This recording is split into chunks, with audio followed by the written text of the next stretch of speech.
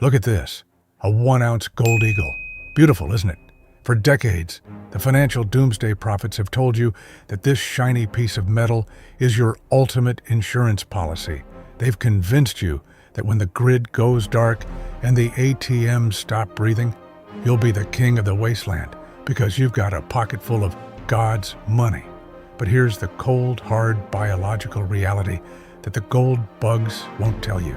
In the first 30 days of a total systemic collapse, that gold coin isn't an asset, it's a death sentence.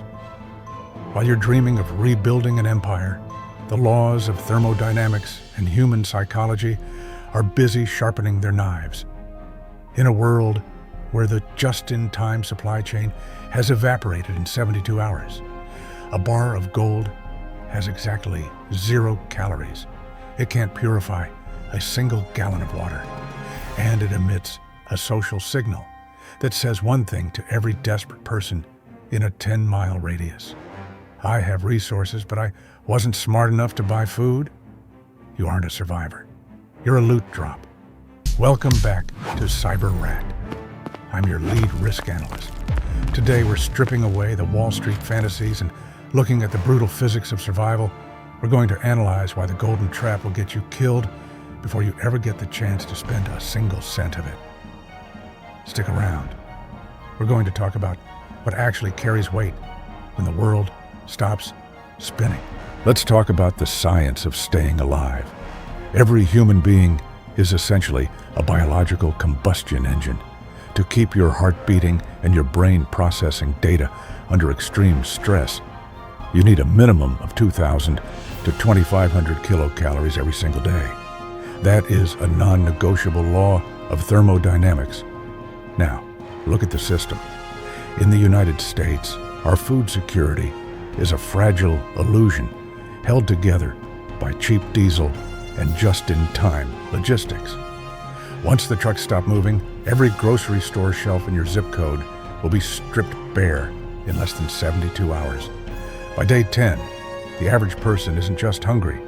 They are entering a state of metabolic desperation. This is where the chemistry of the brain changes.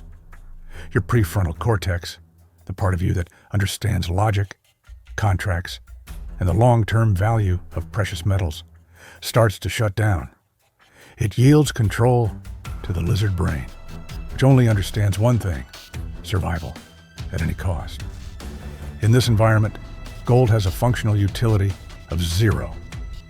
You can't eat it, you can't burn it for heat, and its thermal conductivity is too high to use as insulation. If you walk up to a guy who has the last 3 cases of canned beef in the county and you flash a $2,000 gold coin, you aren't trading. You are performing a high-stakes social experiment with a losing hand. To him, that gold is a heavy rock he can't use for a month. But to you, those cans are life for another week. You've just signaled that you are wealthy in the old world's terms, but bankrupt in the new one. You've just told every desperate predator in earshot that you have a stash worth killing for, but you lack the basic survival intelligence to have stored calories instead. In the first 30 days, a $5 jar of peanut butter is a tactical advantage. A gold bar is just extra weight you're carrying for the person who's going to take it from you. At Cyber Rat, we don't just analyze gear, we analyze the most glitchy system on the planet, the human mind. During the first 30 days of a collapse, society undergoes a violent phase shift from social cooperation to extreme defensive tribalism. We have to talk about the psychology of the golden trap. When you pull out a gold coin in a crisis, you aren't just making a payment, that you are shattering the psychological equilibrium of everyone watching you. In a stable economy, wealth is respected. In a collapse, wealth is viewed as an evolutionary insult. It triggers an immediate resentment loop. Your neighbor, someone you've shared barbecues with for years, isn't going to look at your Krugerrand and think, wow, he's a savvy investor. No, he's going to look at his hungry children, then look at your gold, and his brain will simplify the math. Why do you have a fortune in your pocket while my family has nothing in their stomachs? This leads us to game theory.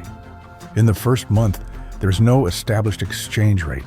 No one knows if an ounce of gold is worth a gallon of gas or 1,000 gallons. Without a consensus on value, every transaction becomes a life-threatening negotiation. By revealing your gold, you've effectively painted a neon target on your back, signaling that you have high-value assets hidden somewhere nearby. You've bypassed the bystander effect and turned every witness into a potential predator. In the survival mindset, the person with the gold is rarely the person who survives to spend it. They're simply the temporary courier for the person with the most leverage. In the first 30 days, anonymity is your greatest armor, and gold is the loudest noise you can possibly make. Let's look at the architecture of a collapse through the lens of systems thinking. At CyberRat, we prioritize resilience over riches. In the first 30 days, the centralized systems we rely on, the power grid, the cellular networks, the water treatment plants, don't just stop. They fail cascadingly. When the digital ledger goes dark, the value of gold becomes a theoretical concept, but the value of a closed-loop system becomes absolute. This is where the low-tech philosophy beats hard assets every single time. Think about it. If you have $10,000 in gold, you're guarding a pile of metal. If you have $10,000 invested in a gravity-fed water filtration system, a stockpile of heirloom seeds, and a bank of Edison Nife batteries that can literally last for 50 years and be repaired with basic chemistry, you aren't just surviving. You're producing. You've moved from being a consumer to a provider. In the strategic landscape of a fortress city or a rural homestead, the man who can repair a broken solar inverter or distill clean alcohol is worth more than a mountain of bullion. Gold requires a functioning market to have power, but a well-maintained tool set and the knowledge to use it function independently of any market. We call this anti-fragility. While the gold hoarders are huddled in the dark, terrified that someone saw their stash, the cyber rat is busy maintaining the systems that sustain life. You need to understand that in a total systemic failure, your most valuable assets are the ones that are invisible to a looter, but indispensable to a community. Don't bet your life on a shiny metal that hasn't evolved since the Bronze Age. Bet on the systems you can build, the machines you can fix, and the hard science that keeps the lights on when the world goes quiet. Look, don't get me wrong. I'm not saying gold is worthless. In the grand arc of history, gold has outlived every empire and every fiat currency ever conceived. It has its place, but that place is usually at month 6 or year 2, when the dust has settled and a new microeconomy begins to emerge from the wreckage. But in those first 30 days, using gold is like trying to pay for a glass of water with a nuclear reactor. It's too much, it's too loud, and it's too dangerous. Your tactical takeaway today is simple. Stop prepping for the end and start prepping for the transition. Instead of buying that next ounce of bullion, I want you to invest in a heavy-duty industrial water filtration setup. I want you to buy the technical manuals for small engine repair. I want you to learn how to build a biogas digester from scrap parts. Because in the first month of the SHTF, the rich man is the one whose children aren't thirsty and whose perimeter is silent. Keep your gold buried. Keep it hidden. And for God's sake, keep it off your person. You are a cyber rat. Your wealth is in your hands, your tools, and your ability to repair the world as it breaks. Remember, gold only has value when society is breathing. Your skills have value to keep that society from flatlining. Stay sharp, stay invisible, and repair what's broken before the clock hits 0. This is Cyber Rat.